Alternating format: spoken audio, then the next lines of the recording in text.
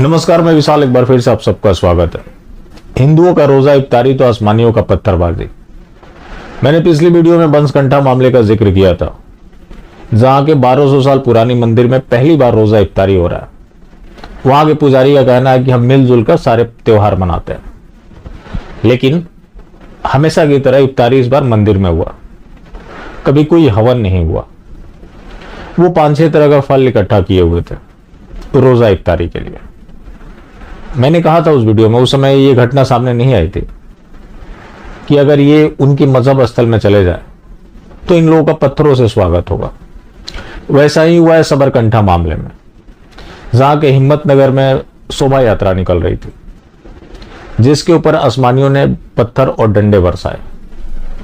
दोनों मामला गुजरात का है। एक तरफ एक्शन है तो दूसरी तरफ रिएक्शन है। लेकिन हिंदू क्या कीजिएगा, सेकुलरिज्म से बाज नहीं आने वाला। बात अनुपात की होती है। जहां अनुपात ज्यादा है वहां पत्थर चल रहे हैं, जहां कम है वहां भाईचारा की दुहाई दी जा रही है और इसी ट्रैप में फंसता चला जा रहा है। और आम हिंदू फंसे तो फंसे, बड़े बड़े हिंदूवादी भी फंस जाते हैं। यह मामला है गिरिराज सिंह का, एक समय के बड़े हिंदूवादी चेहरे। हालांकि इसमें मैं गिरिराज सिंह का ज्यादा दोष नहीं मानता, क्योंकि आपको याद होगा कि उन्होंने आसमानियों को पाकिस्तान जाने की वकालत की थी। तब आसमानियों ने काफी शोर शराबा मचाया। उसके बाद उन्हें जवाब तलब किया गया। उसके बाद वो हमेशा के लिए शांत हो गए। उन्होंने एक ट्वीट किया, बड़ा दिलचस्प है। ये गिरिराज सिंह वही है जो एक समय कठोर जनसंख्या नियंत्रण कानून की मांग कर रहे थे। सुदर्शन न्यूज के प्रधान संपादक सुरेश चौहान ने एक यात्रा निकाली थी, जिसका स्लोगन था हम दो हमारे दो तो सबके दो।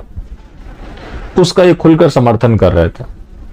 वही गिरिराज सिंह अब क्या लिख रहे हैं कि आसमानियों के बढ़ते जनसंख्या से ज्यादा खतरा नहीं है। ज्यादा खतरा मुर्तजा और शर्जील इमाम जैसे कट्टरपंथियों से है। ये कट्टरपंथ सीए के लिए आंदोलन करते हैं, हिजाब के लिए आंदोलन करते हैं, देश के टुकड़े टुकड़े करने और सरिया लाने के लिए आंदोलन करते हैं। जब मजहबी है तो कट्टरपंथी होगा।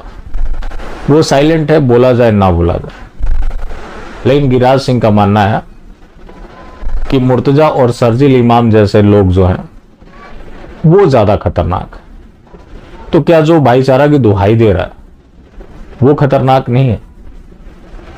कई ऐसे मामले आप उठाकर देखें, कहीं ये भाईचारा की दुहाई देने वाले निंदा करते हैं?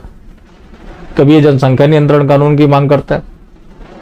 नहीं करते। इनका मौन सहमति होता है जब कोई भी उधर से वारदात हो। अभी मुर्तजा का ही मामला उठा लीजिए, कोई एक निंदा करने भी नहीं आ रहा। लेकिन गिरिराज सिंह का मानना है कि जो इनके जैसे सोच के हैं वो खतरनाक है, बाकी सब ठीक है। तो गिरिराज सिंह जी के पास कौन सा मशीन है जिससे वो चेक करेंगे कि कौन कट्टरपंथी है, कौन कट्टरपंथी नहीं है? कोई करता है, कोई उसको डिफेंड करता है, कोई उसके लिए कोर्ट में केस लड़ता है, तो कोई उसके लिए विक्टिम कार्ड खेलता है, तो कोई विधवा विलाप करता है। तो सम्मिलित तो सारे ही हो जाते हैं। उसके बावजूद भी गिरिराज सिंह जैसे महान हिंदूवादी चेहरे आज इनमें भेद देख रहे हैं कि ये अलग अलग प्रजातियां हैं, लेकिन सारे एक ही होते हैं। इसमें किसी को कोई कंफ्यूजन नहीं होना चाहिए। अब जो तमाम पत्थरबाजी घटनाएं हो रही है, गिरिराज सिंह की अगर आप बात कर ले तो भी हाल में बेगूसराय में हिंदुओं के ऊपर हमले हुए। वो किस विचारधारा से प्रभावित थे जो उन्होंने हमला किया था? अब पत्थरबाजी कलोर में भी हुई, करौली में भी हुई, गुजरात में भी हुई। हर जगह शोभा यात्रा के ऊपर पत्थरबाजी किए जा रहे। लेकिन इसके उलट महान हिंदूवादी संगठन रसूल सेवा संघ वाले रोजा इफ्तारी का दावत दे रहा है। अब सवाल यह भी है कि ये तमाम हिंदूवादी ऐसी घटनाओं पर क्यों चुप रहते हैं? मोहन भागवत कुछ दिन के बाद कहीं आपको बयान देते दिख जाएंगे कि आसमानी लोगों को देश में डरने की जरूरत है नहीं। तो ये लोग ट्रैप में कैसे आ जाते हैं? ऋषभ पंत ने रामनवमी की बधाई दी। उसको लेकर एक मजहबी ने लिखा कि तू हिंदू मुसलमान में नफरत मत फैला, क्रिकेट के ऊपर ध्यान दे, ये राजनीतिक मुद्दे हैं। भगवान राम का नाम लेना भी नफरत फैलाना है। तो अगर आप इनको खुश करना चाहते हैं तो आप सोचिए कि आपको क्या क्या त्यागना पड़ेगा।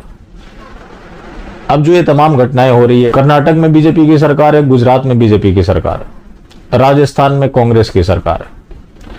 लेकिन जब राजस्थान की बात आई तो ये रसूल वाले करनी सेना से उम्मीद कर रहे थे, करनी सेना वालों को उलाहना दे रहे थे, उनके ऊपर तंज कस रहे थे। एक चीज आपने गौर किया होगा, हिंदुओं के ऊपर कहीं कोई अत्याचार हो तो पहला इनकी कोशिश होती है कि कोई बलि का बकरा ढूंढे। अब जैसे बंगाल में कुछ होता है तो ये तमाम हिंदुवादी संगठन के लोग पूछते हैं कि ओवैसी क्यों चुप है, ममता क्यों चुप है, राहुल गांधी क्यों चुप है, अरफा खानूम क्यों चुप है। कभी ये नहीं पूछते हैं कि मोदी क्यों चुप है, ये कभी नहीं पूछेंगे। तो आखिर वो तो उनके लोग हैं, उनके लोगों ने किया है तो वो क्यों चुप ना रहे। वो अपने लोगों के लिए भी आवाज उठाते हैं, क्या हिंदुओं के लिए भी आवाज उठाए। हिंदुत्व के नाम पर वोट मांगने वाली एकमात्र पार्टी भारतीय जनता पार्टी, लेकिन ये पूरी तरह से मौन रह जाते हैं, ये उम्मीद दूसरों से करते हैं। चलो ठीक है, करौली के लिए मान लिया कि करनी सेना जिम्मेवार है, वो चुप रह गई। हालांकि रैली इन लोगों ने ऑर्गेनाइज किया था, जिसको लेकर मोहन भागवत की भी कोई प्रतिक्रिया नहीं आई। अशोक गहलोत वही कर रहे हैं जो वो लोग अपने वोटर के साथ करते हैं। वो लोग हमेशा अपने लोगों के साथ खड़े होते हैं, इस बार भी खड़े रहे। और कांग्रेस की राज है तो उन्होंने कभी हिंदुत्व के नाम पर वोट नहीं मांगा है, किसी ने दिया है तो वो भुगते हैं और लोग भुगत भी रहे। हालांकि ऐसा नहीं होना चाहिए। जब आप सत्ता में हैं तो आपको सबको इक्वल ट्रीट करना चाहिए, लेकिन ये किसी तरफ से भी नहीं होता। तो ये कर्नाटका और गुजरात को लेकर किसको जिम्मेवार ठहराएंगे। कहां चले गए आरएसएस वाले, विश्व का सबसे बड़ा संगठन, इसके लोग हर जगह पीटे जाते हैं। मोहन भागवत की जुबान नहीं खुलती, लेकिन वही मोहन भागवत कुछ समय बाद विधवा विलाप करते हुए दिख जाएंगे। सबके पूर्वज एक है, सबके डीएनए एक है। जब सब कुछ एक है तो शोभा यात्रा से क्यों समस्या हो रही है, शोभा यात्रा के ऊपर क्यों पथराव किए जा रहे। कई आसमानी भी दिख जाते हैं बोलते हुए कि भगवान राम जी हमारे पूर्वज थे। तो जब भगवान राम जी उनके पूर्वज थे तो अपने पूर्वज के ऊपर क्यों पत्थर बरसा रहे, जैसा कि कालोर में हुआ है। और ये सारा जो कंफ्यूजन है उसकी वजह से हो रहा है। बड़े बड़े हिंदुवादी चेहरे जब कंफ्यूज हो जाते हैं, क्योंकि इनका जो इकोसिस्टम है वो लोगों को ट्रैप करके रखना चाहते, हमेशा ये लोगों को आत्मगिलानी कराना चाहते। कई बार आप कमेंट सेक्शन में देखते होंगे, कई बार आसमानी हमें बोल देते हैं कि आप अच्छे व्यक्ति हैं, लेकिन आपको नफरत नहीं फैलाना चाहिए। अगर आपने अपने धर्म का नाम भी ले लिया, भगवान का भी नाम ले लिया, तो वो नफरत फैलाना है इनके लिए, वो विवादित है। तो इनके लिए काफिर होना ही अपने आप में विवाद है, जिसकी वजह से ये सब कुछ कर रहा है और हर जगह हो रहा है और काफी तेजी से हो रहा है। लेकिन दुख की बात यह है कि ये हिंदुवादी सरकार के नुमाइंदे हर जगह मौनी बाबा बनकर बैठे हुए हैं।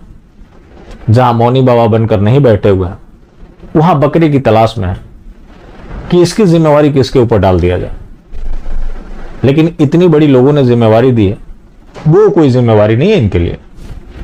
बाकी जिंदा रहे तो फिर मिलेंगे, और मिलते रहेंगे तो जिंदा रहेंगे, मिलना जुलना जारी रखा। लेकिन हाँ, मास्टर स्ट्रोकवादी बिल्कुल भी ना हो।